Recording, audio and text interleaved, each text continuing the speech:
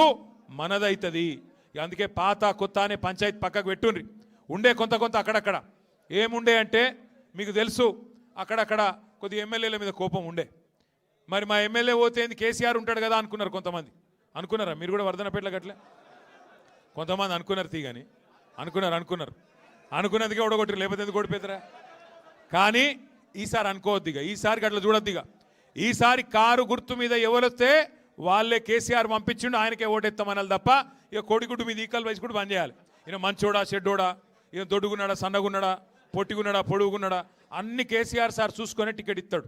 కాబట్టి ఈసారి మాత్రం కారు గుర్తు మీద ఎవరైనా వస్తే గులాబీ కండువా కప్పుకొని ఇక కేసీఆర్కే ఓటేస్తున్నా అనుకొని, అది గల్లీ ఎలక్షన్ అయినా ఢిల్లీ ఎలక్షన్ అయినా ఒకటే ఆలోచన చేయాలి, గట్టిగా గుద్దాలి.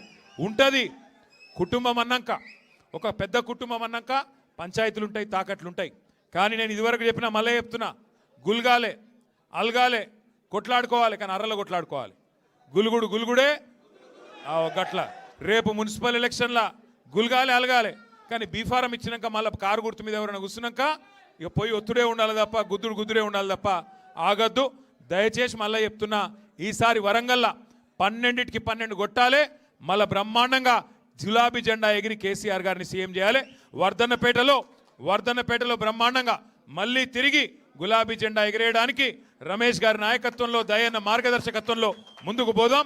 తప్పకుండా మంచి ఫలితం తీసుకుందాం. రమేష్ అన్న తిరిగి ఇంటికి రావడం అందరికీ కూడా సంతోషంగా ఉందని చెప్పి మళ్ళొకసారి తెలియజేస్తూ, తీసుకోవద్దు థ్యాంక్ యూ. మళ్ళొకసారి మీ అందరికి థ్యాంక్ యూ. జై తెలంగాణ.